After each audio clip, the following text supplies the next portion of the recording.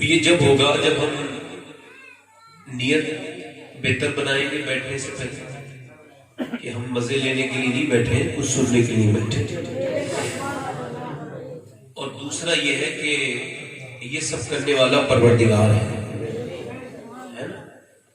اچھا، اب ایک سوال یہ پیدا ہوتا ہے کہ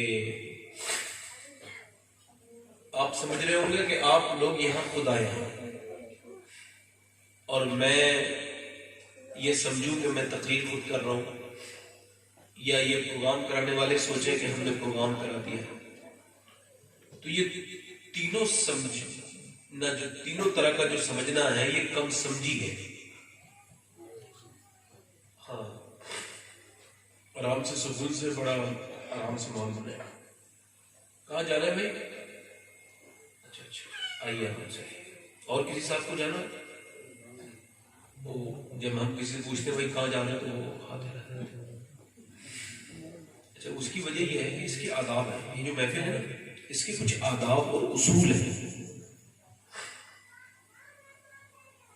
مطلب یہ ہے کہ جب آپ سننے بیٹھے ہیں تو پھر پورا سنیے نا. حاجات یا حاجت تو سب کو ہے بھائی. اچھا، کچھ لوگ یہاں بیٹھے ہوں گے سوچ رہے ہوں گے یار ہمیں اپنے گھر جانا ہے تھوڑی دیر کے بعد. کچھ لوگ اٹھ کے چل دیتے ہیں. تو آپ کا خیال کیا ہے کہ آپ نے جانا ہے گھر؟ جانا ہے نہیں، گھر تو سب کو جانا ہے، مگر اصلی گھر لوگ سمجھ نہیں پاتے ہیں کون سا. ابھی کچھ دنوں پہلے میں 20-25 دن کے بعد گھر لوٹ رہا تھا تو راستے میں اکیلے تنہائی میں گاڑی چلا رہا تھا. تو اچانک جب آپ اکیلے ہوتے ہیں تو اکیلے نہیں ہوتے، بہت سے روحانی طاقتیں آپ کے ساتھ ہوتی ہیں. اگر آپ باوضو سفر کریں اور ذکر کرتے ہوئے سفر کریں تو آپ اکیلے کبھی نہیں ہوتے، اللہ کی رحمتیں آپ کے ساتھ ہوتی ہیں.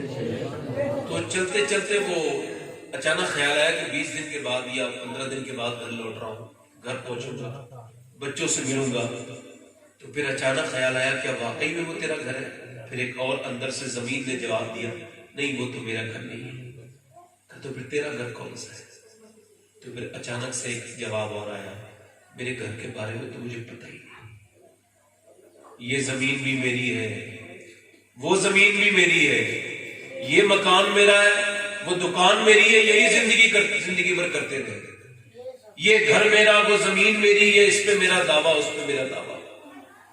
ہمیں تو پتہ ہی نہیں کہ کون سی ایسی چھوٹا سا ٹکڑا ہے جس میں ہمیں دفن ہونا ہے. کون سا ایسا ٹکڑا ہے جس میں ہمیں دفن ہونا ہے. موسیٰ علیہ السلام کے زمانے میں 2 لوگوں میں لڑائی ہو گئی. کتنے لوگوں میں؟ اب دونوں دعوے دار تھے کہ یہ میرا گھر ہے، یہ میری زمین ہے، اور دوسرا کہتا تھا یہ میری زمین ہے. ایک کہتا تھا میری زمین ہے. جھگڑا ہو گیا، جھوٹے کے پاس سچے سے زیادہ دلیلیں تھی، مسئلہ الجھ گیا. جھگڑے کی نوبت آئی تو لوگوں نے کہا جھگڑا نہ کرو، موسیٰ سے پوچھ لو، اللہ کے نبی ہیں وہ بتا دیں کہ یہ زمین ہے کس کی.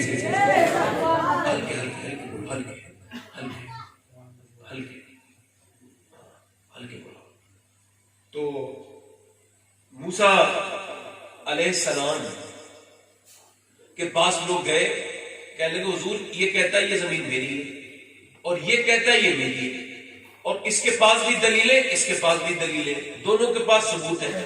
اب آپ فیصلہ کیجئے دونوں میں سے زمین ہے کس کی، جھگڑا ہونے والا ہے.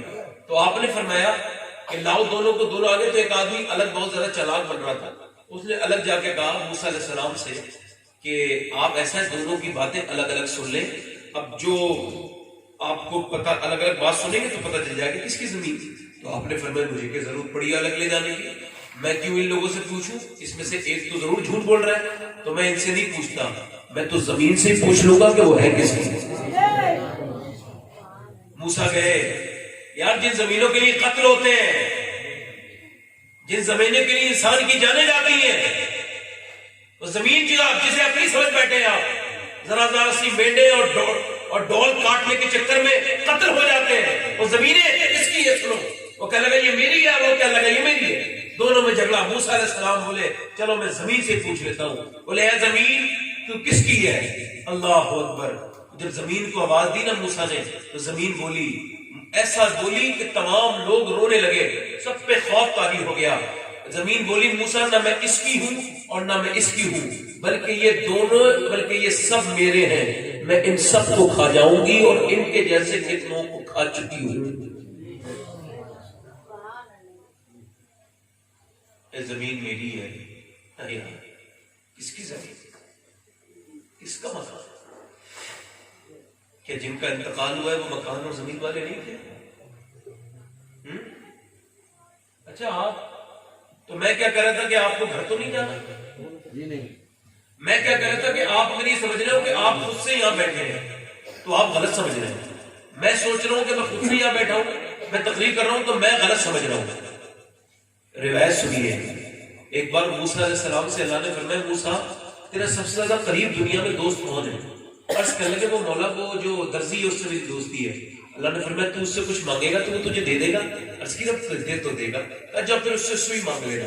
اچھا اب سوئی تو کوئی بڑی چیز نہیں نا، اور پھر درزی کے لیے تو ویسے بھی نہیں، اس کے پاس تو سوئی کے کام ہوتا ہے، اور پہلے مشینیں نہیں تھی، ہاتھ سے جو ہے وہ چلتی تھی مشینیں. تو موسیٰ علیہ السلام کے پاس اس کے پاس گئے، کہنے لگے تو میرا دوست ہے، میں نے آج تک تجھ سے کچھ نہیں مانگا، آج مانگتا ہوں سوئی دے دے.